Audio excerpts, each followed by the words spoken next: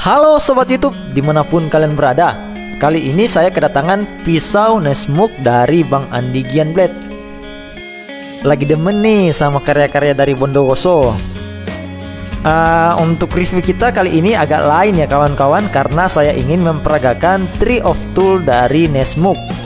Oke, sebelum kita lanjut ke review, perlu kalian ketahui bahwa Nesmuk ini berasal dari nama Bapak George W. Sears, seorang naturalis yang suka dengan kegiatan outdoor, dan juga beliau menulis banyak di majalah-majalah yang bertema kegiatan outdoor, dan Nesmuk itu adalah nama pena dari beliau.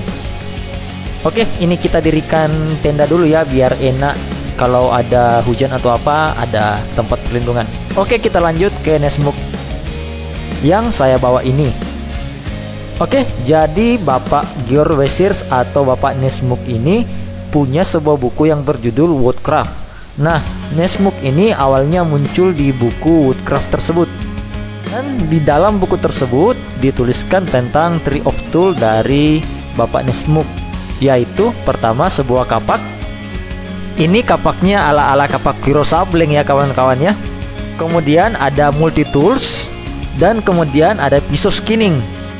Karena pisau skinning atau pisau berburu beliau ini bentuknya unik dan belum ada yang sama dengan pisau ini, maka diberi namalah sesuai nama pena beliau, yaitu pisau Nesmuk yang kita kenal sekarang ini. Jadi kalau ada yang sebut pisau Nesmuk, ya gini nih modelnya, dan ini berasal dari Bapak George W. Sears. Di review kali ini saya akan mereplika dengan barang-barang yang saya punya. Di sini saya punya pisau Nesmuk, kemudian saya tidak punya kapak yang dua mata ya. Saya hanya ada kapak yang Forest Axe dari Andi Gian Blade juga, dan multi toolsnya saya ganti dengan pisau lipat. Soalnya saya nggak punya multi tool yang bagus kawan-kawan. Sorry nih bang. Semoga aja nanti ada rezeki bisa beli Letterman. Oke, di dalam buku Woodcraft kalau nggak salah itu dituliskan bahwa Nesmuk ini great for slicing. Artinya untuk apa ya ini slashingnya? Kira-kira mengiris. Bisa kalian lihat sih pada video yang saya tampilkan ini. Jadi karakteristik dari Nesmuk itu untuk slicing. Jadi bisa kalian lihat ini tipis ya untuk bewelnya. Jadi Nesmuk biasanya pakai flat bewel kalau saya tidak salah dengan nama flatnya, dengan nama bewelnya. Jadi kalau ada Nesmuk yang pakai convex, saya nggak tahu itu bisa dibilang Nesmuk atau enggak. Tapi suka-suka kalian dah. Intinya saya coba dengan Nesmuk yang hampir menyerupai dengan spesifikasi aslinya. Makanya dalam buku Woodcraft itu disebutkan Nesmuk ini bagus untuk melakukan hunting. Jadi hunting ini kan ada yang namanya field dressing, kalau nggak salah itu sama dengan skinning, dan juga untuk menyembelih hewan buruan. Jadi pisau Nesmuk ini digunakan untuk sesuatu yang berkaitan dengan makanan. Jadi jangan karena dibilang pisau hunting ini dipakai bacok-bacok hewan buruan. Sepertinya sih konsepnya beda. Soalnya kalian lihat sendiri Bang Nesmuk ini bawa senjata api. Artinya ketika beliau menembak hewan buruan, untuk mengolah hewan buruan tersebut, beliau menggunakan pisau Nesmuk ini. Bisa kalian lihat kan, pisau Nesmuk ini bagian kepalanya mirip-mirip sama pisau model sembelih. Oke, tanpa buang waktu lagi, kita akan mulai untuk membuat meja dulu ya, biar enak jadi tatakan. Jadi ini sekarang ini jadi acara masak-masak nih kawan-kawan. Jadi kembali ke prinsip Tree of Tool, yang pertama kapak. Kapak ini saya gunakan untuk melakukan pekerjaan berat seperti membelah, kemudian apalagi ya, memotong kayu, chopping istilahnya. Jadi dalam Tree of Tools ini setiap alat punya peranan yang berbeda. Oke, sekarang kita mau lobangi dulu bagian kayu ini. Ya, yang bor ini tidak usah kalian hitung dalam Tree of Tool ya, hanya saja untuk mempermudah untuk membuat meja potong ketika saya menguji pisau ini untuk food prepping. Oke, disclaimer kawan-kawan, saya ini tidak ahli dalam masak-masak ya. Soalnya lidah saya ini bisa dibilang lidah rendahan. Lidah rendahan yang saya maksud itu, meskipun kalian kasih saya ubi yang ditaroki dengan garam atau pokok dah ada asin-asinnya sedikit, yang penting itu makanan, saya tetap makan ya kawan-kawan. Paling saya hanya alergi dengan yang tinggi protein kayak udang-udangan. Jadi skill masak saya kurang baik. Tapi karena kita mereview Nesmuk, jadi pastinya akan jadi acara masak-masakan. Jadi di sini saya membawa ayam yang sudah tinggal setengah sih kawan-kawan, tapi ini saya cuman suruh untuk dibelah dua aja karena kita mau praktikum untuk pengolahannya di sini. Kemudian ada bumbu-bumbu dapur, ini random saya angkut saja dari dapur. Beberapa juga sudah tidak segar ya. Jadi supaya totalitas reviewnya ya kita akan uji sesuai dengan bidang dari pisau tersebut. Ya contoh Nesmuk ini dituliskan untuk kerja ini kerja itu, ya kita coba menyesuaikan biar reviewnya lebih lebih akurat gitu. Meskipun Nesmuknya sebenarnya bisa untuk craft karena bagus melakukan slice seperti yang kalian lihat tadi di awal video. Oke, ini kita bawa dulu dah ke sungai untuk kita cuci supaya lebih higienis ya. Jangan sampai kita kena penyakit aneh-aneh.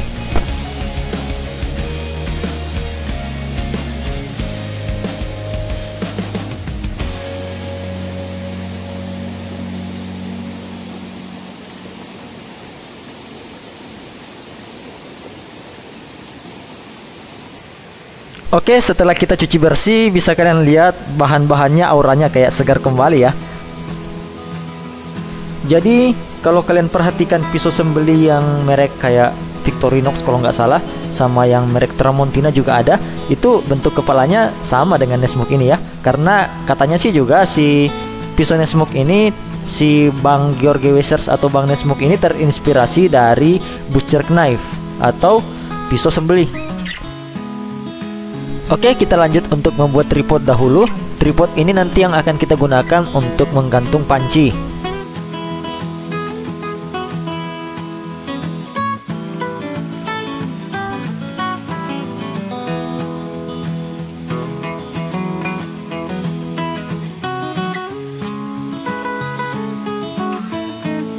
Dan kemudian kita uji coba dulu, dicoba menggantungkan apakah bisa. Kalau bisa dan saya rasa kuat, kita lanjutkan. Oke, bisa, dan ini sudah aman untuk digunakan.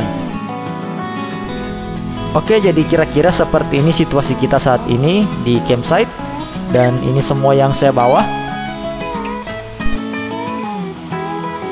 Jadi kita mulai dari menyalakan api saja dahulu, supaya sambil kita potong-potong apinya juga sudah jadi bara.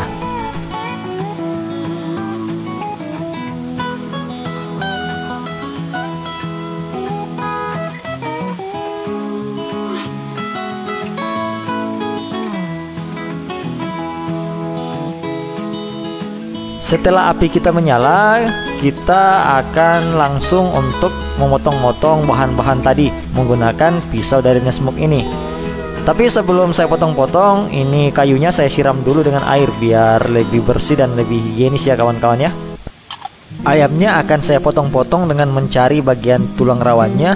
Meskipun saya tidak terlalu mahir ya kawan-kawan, jadi hanya ada teorinya yang saya pahami. Soalnya di sini beli ayam sudah dengan jasa potong. Cuman kebetulan tadi pas di pasar ini saya minta untuk tidak usah dipotong-potong lebih lanjut, hanya dibelah dua saja. Karena flat bevel ini jadi sangat enteng ya untuk memotong bagian ayam ini di antara sambungan tulang rawannya. Kemudian saya coba untuk mereplika menyembeli ayam pada bagian leher. Bisa kalian lihat pisaunya langsung masuk mengiris bagian tenggorokan dari ayam ini. Oke, kita coba sekali lagi di bagian bawah ya, hanya untuk mereplika saja.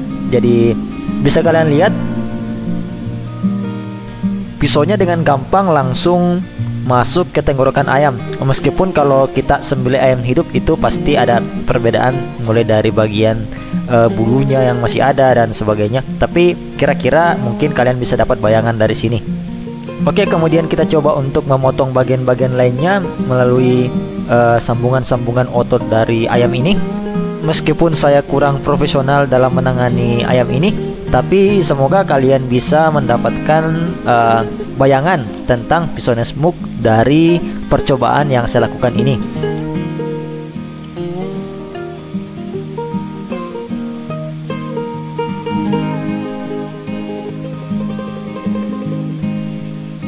Karena bagian pahanya ini akan saya goreng, jadi seperti sepertinya bagus kita iris-iris sedikit biar nanti minyaknya lebih meresap lagi agar lebih kriuk ya, kira-kira seperti ini. Kemudian kita lanjut ke bagian lain seperti sayap pada ayam ini, kita akan potong pada sambungan ototnya dan itu juga gampang dilakukan dengan pisau ini. Kemudian kita belah dua lagi seperti ini untuk mendapatkan bagian atas dan bagian bawah. Lalu kita tes potong kecil-kecil, bagi-bagi ukurannya yang untuk ukuran apa namanya ini ya, ukuran sekali hap ya, enggak juga sih bang. Oke, sekali lagi saya tegaskan saya bukan chef profesional dan jika kalian lihat mungkin ada kesalahan dalam proses pengolahan, mohon dimaklumi saja kawan-kawan. Soalnya untuk makanan saya agak masa bodoh ya. Yang penting terpotong dengan baik dan bisa digoreng atau bisa dimakan ya, saya terima apa adanya, kira-kira seperti itu. Jadi untuk memotong ayam potong yang dagingnya lunak itu sangat baik dilakukan dengan pisau Nessmuk ini. Kalau ayam kampung entah sih gimana ya, karena setahu saya daging ayam kampung itu agak lebih kesat ya. Dan sayangnya kalau mau beli ayam kampung harganya ya lumayan. Jadi apa yang ada saja untuk jadi uji coba. Oke, baik, kita singkirkan dulu ayam ini dan akan kita ganti dengan bahan-bahan yang lain. Maksud saya kita akan lanjutkan dengan bumbu yang lain dan kita cuci aja dulu papan ini biar lebih higienis. Oke, kita mulai dari tomat. Tomat juga sih bisa dipotong dengan baik. Namun saya coba untuk slice yang tanpa dipegang itu tidak bisa saya lakukan dengan Nessmuk ini ya. Mungkin karena pengalaman saya yang kurang. Oke, kita lanjutkan untuk mencincang-cincang tomatnya ini.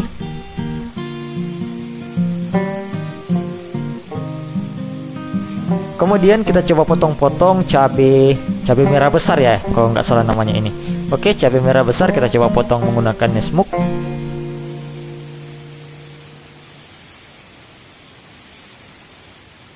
Kemudian kita coba untuk mengupas bawang putih dengan Nessmuk ini. Semuanya menurut saya bisa dilakukan dengan baik ya teman-teman ya. Ini dari objektif dari pendapat saya ketika menggunakan pisau Nessmuk ini dibandingkan saya menggunakan pisau dapur yang 5 ribuan. Ya iyalah bang, pisau 5 ribuan lu bandingin sama pisau yang harga 200-an.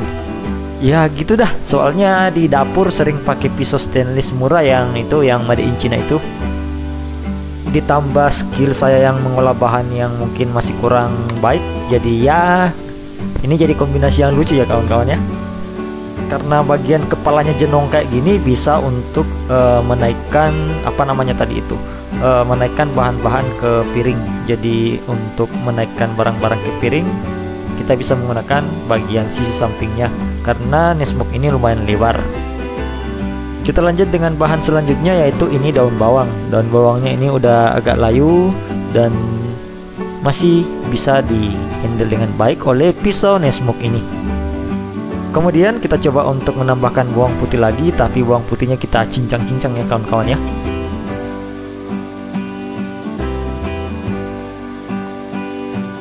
Oke, kemudian kita angkat pakai pisaunya.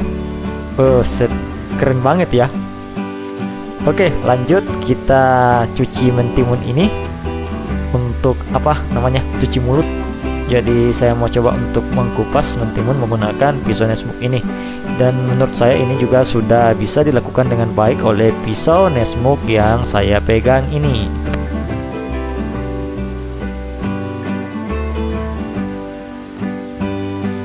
Kemudian kita potong dalam bentuk apa ini namanya, potongan diagonal ya ini ya. Pokoknya dipotonglah seperti yang kalian lihat. Oke, jadi bahan-bahan yang sudah saya potong-potong tadi, kecuali si mentimun ini akan kita tumis dulu sebelum saya masukkan ayam. Jadi bumbu-bumbu tadi yang sudah saya potong-potong akan kita tumis.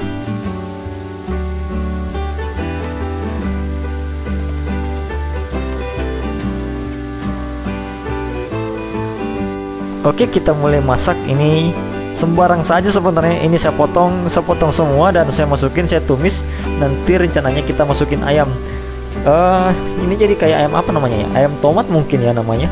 Nantilah kita coba gimana rasanya setelah dimasak. Ini nih yang agak susah ini, masak sambil merekam. Soalnya ini harus dipegangin dikit bagian atasnya biar nggak goyang-goyang.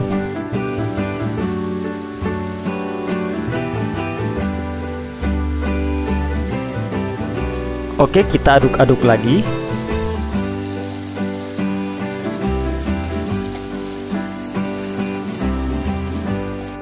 Kemudian kita masukin air ya teman-teman ya. Saya coba masukkan air.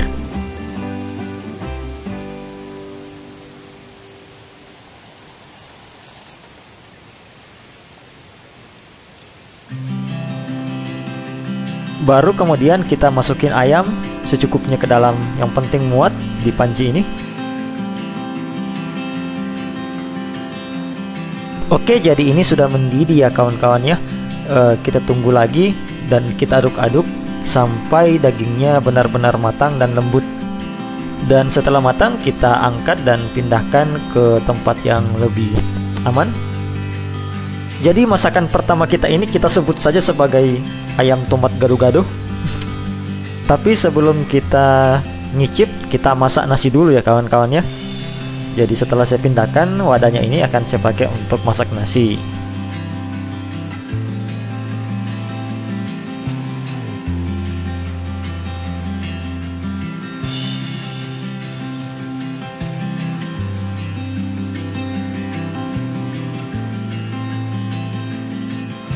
Oke, nasinya kita kondisikan dulu. Jadi saya tutup dulu nasinya dan kita gantung di dekat perapian biar lebih enak aja ya, agar lebih matang lagi nasinya.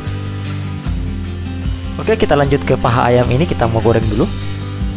Oke, kita cari posisi yang nyaman dulu untuk penggorengannya. Kemudian kita tuangkan minyak. Ayamnya cuma selumur garam dan kita letakkan ke minyak panasnya.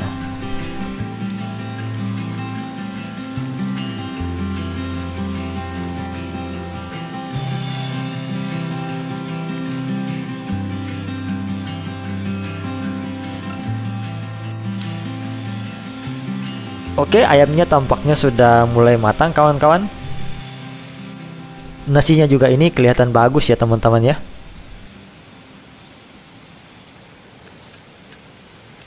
Karena saya sudah lumayan lapar, saya akan coba mencicipi ayam ini. Kalau masak-masak di odor itu ada dua kategori untuk saya. Itu hanya ada kata enak dan enak banget. Kalau masak-masak sampai keluarin effort kayak gini sih menurut saya ini ya enak banget namanya. Oke, sebelum ke pengujian lainnya dari Nessmuk, kita makan dulu ya. Karena ini waktunya sudah waktu untuk makan. Bukan cuman waktu untuk makan sih, tapi ini udah melewati waktu makan. Waktu video ini saya buat sudah sekitar jam 2 lewat. Makanya saya jarang nampilin konten masak-masak. Soalnya kalau kita masak-masak di outdoor sambil mau direkam itu jadinya lama. Lama soalnya harus geser-geser kamera juga. Beda kalau nggak direkam. Kalau nggak direkam mah tinggal satset aja.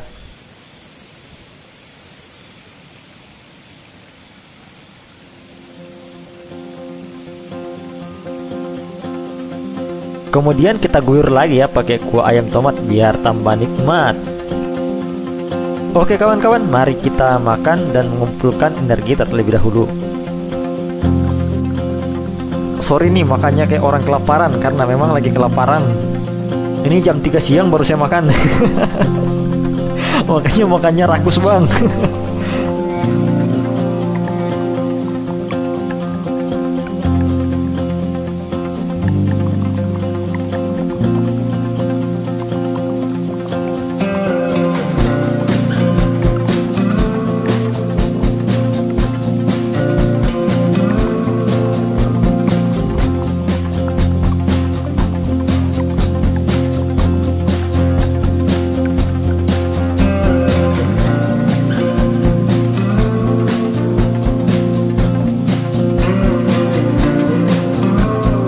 Saking kelaparannya saya malah sampai nambah.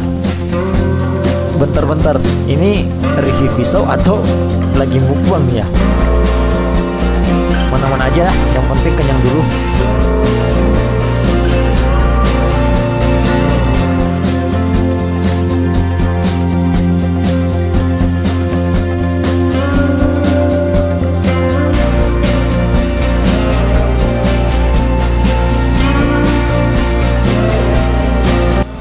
Oke, akhirnya kenyang juga ya kawan-kawan ya. Mantap sekali bang. Oke, meskipun Nessmuk lebih digunakan untuk kegiatan yang berhubungan dengan makanan, tapi profilnya ini bisa juga untuk menebang dahan-dahan kecil ketika kalian camping. Tapi kalian lihat, karena mata bilanya yang tipis seperti ini tidak akan cocok untuk pekerjaan yang berat menurut saya. Bisa kalian lihat sendiri kan? Jadi selain untuk menyembeli dan untuk melakukan field dressing atau skinning, bisa juga untuk melakukan pekerjaan ringan seperti menebang pohon atau dahan kecil seperti ini. Tapi untuk melakukan pekerjaan chopping seperti ini sih saya lebih menyarankan kalian menggunakan kapak. Jadi Nessmuk ini dalam bagian dari tree of tool dari Om George Wessiers. Meskipun begitu, daya bongkarnya ini lumayan bagus ya, karena ukuran dari bewelnya yang flat bevel itu berbentuk sangat pipih, makanya dengan mudah mempenetrasi dahan-dahan kecil seperti ini. Tapi jika kalian nekat ke dahan-dahan yang atau kayu-kayu yang keras, jadi kemungkinan bisa saja terjadi chipping pada bila tersebut.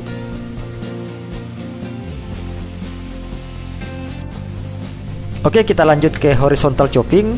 Kalian lihat itu damage-nya sangat besar. Sayangnya saya sambil megang kameranya jadi agak goyang-goyang untuk footage-nya.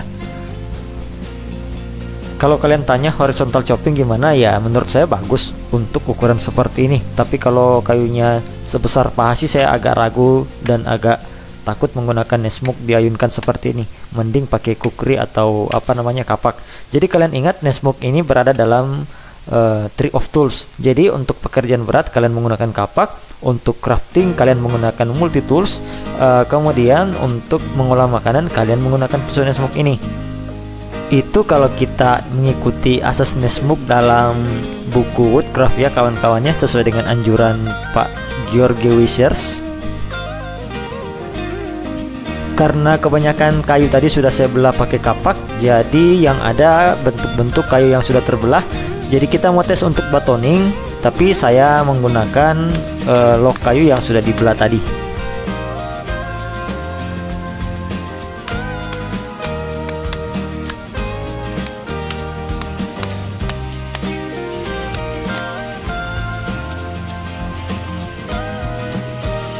Jadi untuk batoning, menurut saya pisau Nessmuk ini sudah cukup ya kawan-kawan untuk mendapatkan kindling, yaitu pecahan kayu yang lebih kecil dari log-log kayu yang sudah kita belah menggunakan kapak.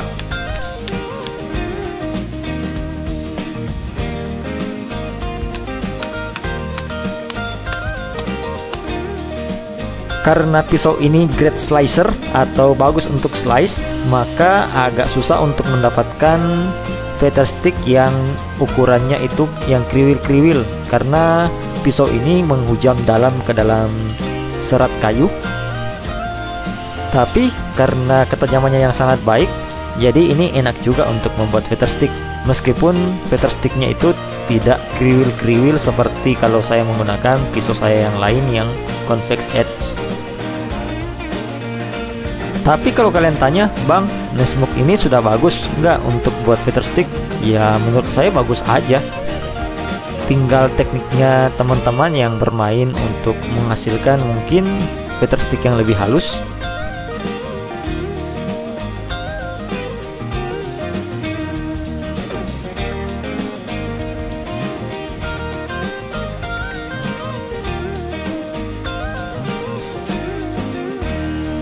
Tapi keunggulan lainnya dari bewel seperti ini, kalau untuk crafting menurut saya ini sangat bagus ya, untuk melepaskan material-material dari serat-serat kayu secara perlahan.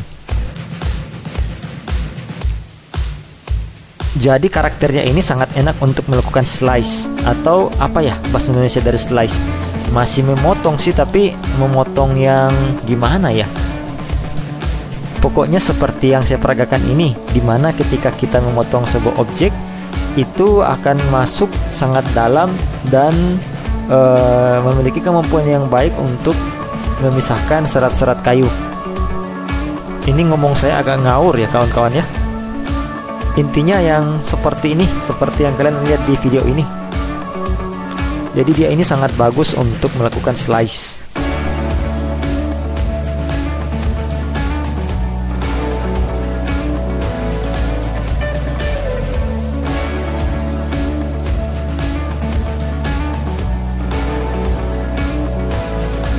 Ya, kira-kira seperti ini maksud saya nih kawan-kawan.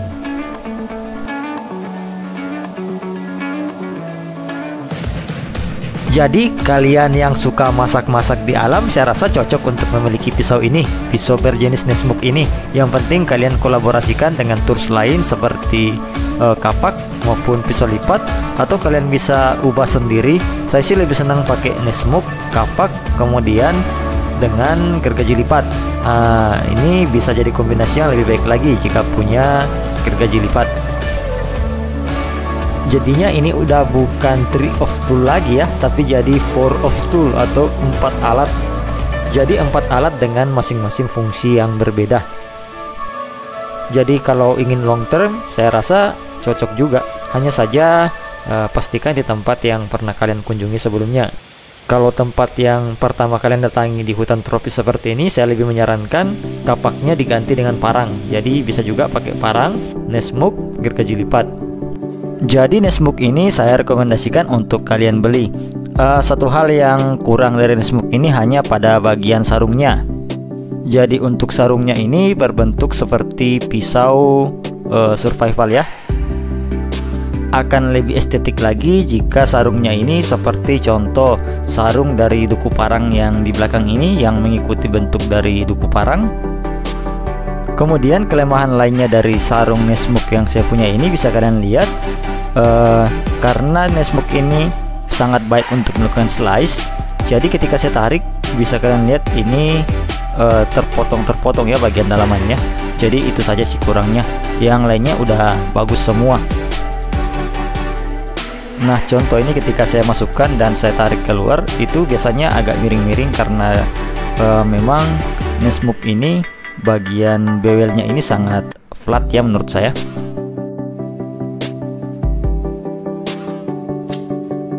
Kemudian satu lagi, Nesmuk ini tidak bisa untuk scraping virching rod dikarenakan bagian belakangnya ini tidak membentuk spine 19 degree, agak oval ya sedikit di bagian spine-nya itu. Tapi hal itu bisa diatasi dengan kikir, atau sebelum kalian pesan ke Bang Andi Gen Blade, kalian bisa sampaikan untuk bagian spine-nya itu tidak usah diagak ovalin, dibikin aja untuk bisa scraping virching rod. Overall, Nesmuk ini sudah sangat baik menurut saya untuk melakukan tas-tas ketika kita camping atau ingin masak-masak di dalam hutan, dan juga untuk melakukan crafting. Palingan jika kalian ingin memesan Nesmuk ini ke Bang Andi Gen Blade, hal yang tadi seperti spine 19 degree bisa kalian sampaikan ke beliau agar spine-nya itu dibuat datar jika kalian ingin spine 19 degree. Kemudian sarungnya bisa kalian request agar dibuat mengikuti body Nesmuknya, dan untuk mengeluarkan dari sarungnya itu ala-ala duku parang. Soalnya waktu itu ketika saya beli Nesmuk ini berada dalam posisi sedang di diskon. Jadi overall menurut saya sudah sesuai dengan harga yang saya terima. Bahkan harusnya saya membayar lebih untuk kualitas yang saya dapatkan. Seperti yang saya sukai dari karya-karya Bang Andi Gen Blade itu adalah karya-karyanya itu biasanya dibuat mendekati dengan spesifikasi asli dari bilah yang dicontoh, sehingga pengalaman kita menggunakan bilah tersebut juga sangat baik dan mendekati dengan histori atau sejarah dari bilah tersebut. Oke, dan kira-kira sampai di sini review kita untuk Nesmuk kali ini. Jika ada kata-kata yang salah, kurang lebihnya mohon dimaafkan. Like jika kalian suka video ini, dan jangan lupa untuk subscribe untuk membantu saya membuat ide-ide video yang lebih menarik lainnya. Terima kasih telah menonton. Sampai jumpa di lain waktu dan di lain kesempatan.